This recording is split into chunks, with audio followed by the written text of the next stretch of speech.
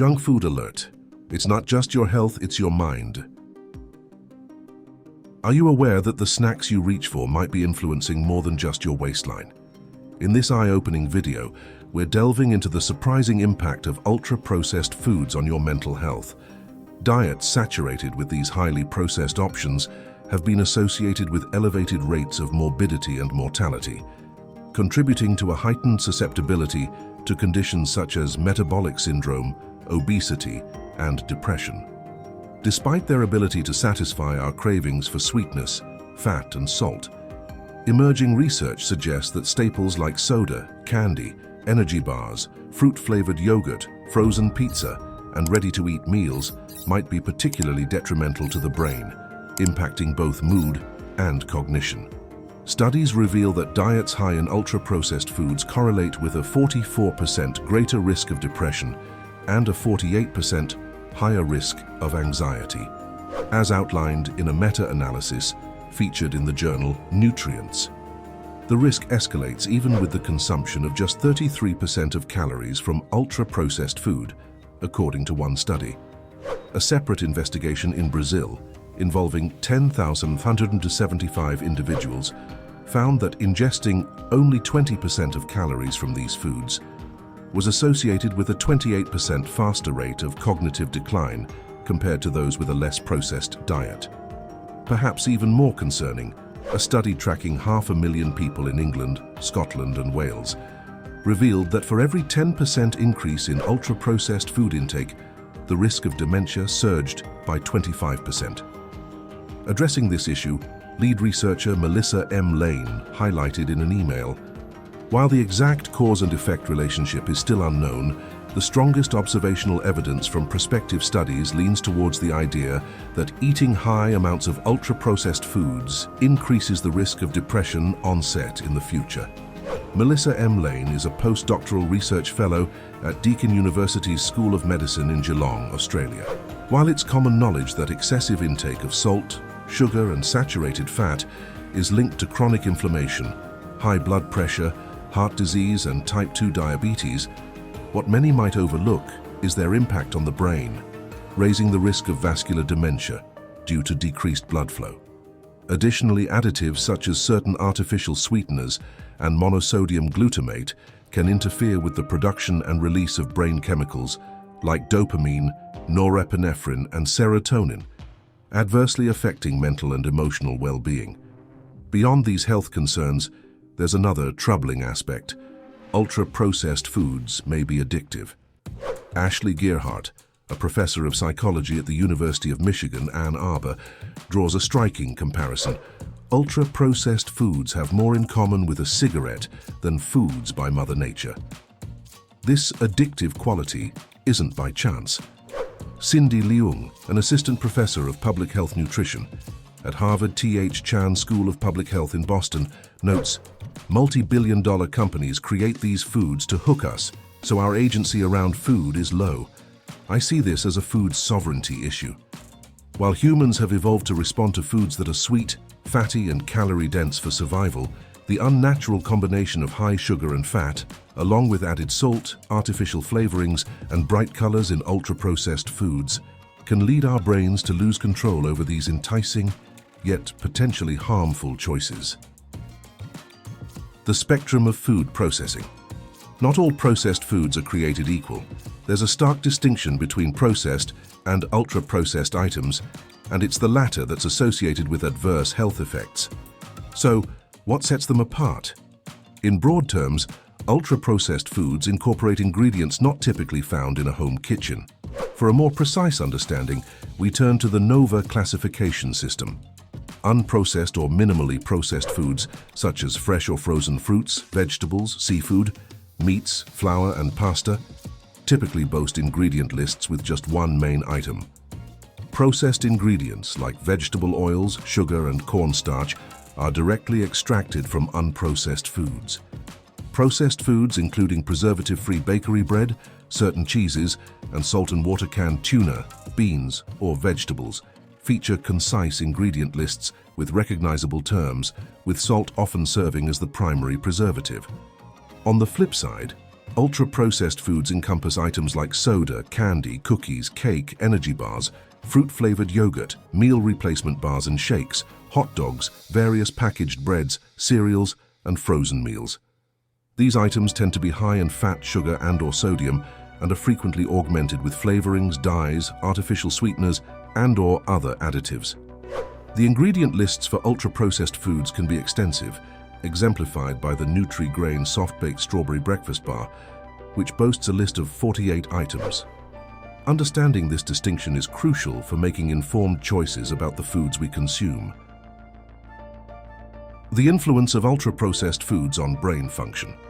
A diet rich in ultra-processed foods not only poses threats to your overall health, but could also adversely impact your brain, mirroring the mechanisms through which such diets are associated with various chronic diseases.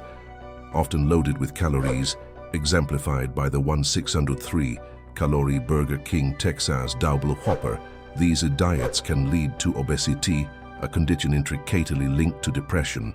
One contributing factor lies in the dysfunctionality of fat cells, releasing inflammatory molecules that act as triggers for depression, anxiety, and even dementia.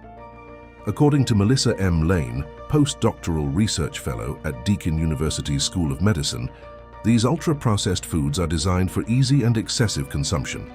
Lane notes, ultra-processed foods are effortless to consume in large quantities because they are generally soft and easy to chew. Furthermore, they possess hyperpalatability, a scientific term denoting their intense tastiness. Lane explains that these attributes may disrupt the typical communication between the gut and the brain, suppressing the normal signals of satiety. This disruption becomes evident in studies like the National Institutes of Health experiment, where individuals spontaneously consumed an extra 500 calories daily and gained an average of 2 pounds during a 2-week ultra-processed food diet. In contrast, they lost 2 pounds on a whole food diet, underscoring the impact of food choices on weight management. Notably, hyperpalatability contributes to food addiction, affecting about 14 to 20% of adults and 12 to 15% of children and adolescents, as indicated by research employing the Yale Food Addiction Scale, co-developed by Ashley Gearhart, a professor of psychology at the University of Michigan. Gearhart draws attention to the alarming similarity in addiction rates with substances like alcohol and cigarettes. Beyond weight concerns, the consumption of ultra-processed foods often leads to a neglect of nutrient-rich options like fruits, vegetables, and minimally processed whole grains. Melissa M. Lane emphasizes, that means you're shortchanged on nutrients that are good for the brain, including phytonutrients, beneficial substances in plants.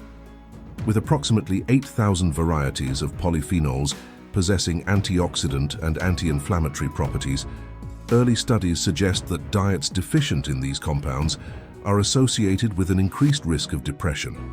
In essence, opting for a diet rich in whole, minimally processed foods becomes pivotal for not only maintaining physical health, but also nurturing optimal brain function. Who's choosing to eat them?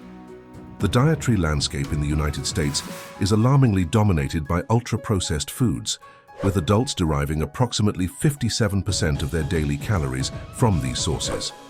The situation is even more concerning among children and teens, who astonishingly obtain a staggering 67% of their calories from ultra-processed foods, as indicated by the government's latest Health and Nutrition Examination Survey, a nationally representative study. This high intake is particularly significant, considering that adverse effects on the brain have been associated with levels as low as 20%. What's noteworthy is that this trend spans across various demographics, transcending education and income levels. Even individuals with higher education and income surpass the 50% mark for calories from ultra-processed foods, as revealed by the survey. Cindy Leung from Harvard emphasizes, but people with low food security have an even higher intake, shedding light on the disparities in dietary habits among different socioeconomic groups. A contributing factor to this disproportionate consumption is the targeted advertising of ultra-processed foods in lower-income communities. Food companies often focus their marketing efforts on these areas, promoting items like soda, which are not only heavily marketed, but are also the most economically viable and accessible options. Dollar stores and corner markets, frequented by many in lower-income communities, become saturated with these less nutritious yet readily available choices, perpetuating the cycle of high, ultra-processed food intake in these populations. Breaking the habit. To reduce the intake of ultra-processed foods in your diet, consider the following advice from our experts. Begin by showing yourself compassion, recognizing that the environment is designed to encourage addictive eating behaviors, according to Ashley Gearhart. Establish a routine of 3 meals and 1 or 2 snacks each day. This helps prevent extreme hunger, reducing the likelihood of impulsively choosing quick, cheap, and ultra-processed foods that stimulate the brain's reward centers. Opt for less processed alternatives that you still enjoy, such as nuts and in-season, ripe fruit. For example, Ashley Gearhart suggests a lunch comprising eggs, a green salad with a delicious dressing, topped with Parmesan cheese and a handful of berries. When shopping, compare labels and choose foods with lower sodium and added sugar. Focus on items with shorter lists of recognizable ingredients, avoiding heavily processed options. Recognize that some ultra-processed foods can be healthier than others. For instance, supermarket whole wheat bread can provide fiber and additional nutrients, as pointed out by Cindy Leung. Educate children about marketing tactics employed by food companies to entice them into choosing certain ultra-processed products. Make them aware of the consequences of consuming these items, tapping into their sense of righteousness. Cindy Leung recommends discussing how companies manipulate through formulations, packaging with cartoon characters, and strategic placement at eye level and checkout aisles. Now that we've spilled the beans, or maybe tossed the salad, on the jaw-dropping truths about ultra-processed foods, it's time to sprinkle a little humor into our quest for healthier choices. Remember, changing your lifestyle is like trying to teach a tomato to juggle. It might seem tricky at first, but it's worth the effort. If this roller coaster ride through the nutrition world left you grinning like a banana in a fruit salad, go ahead and hit that like button, subscribe faster than a pizza delivery, and ring that notification bell like it owes you a punchline. Your support means the world to us, and together we can make informed choices for a healthier and happier life. Thanks for watching, and until next time, take care.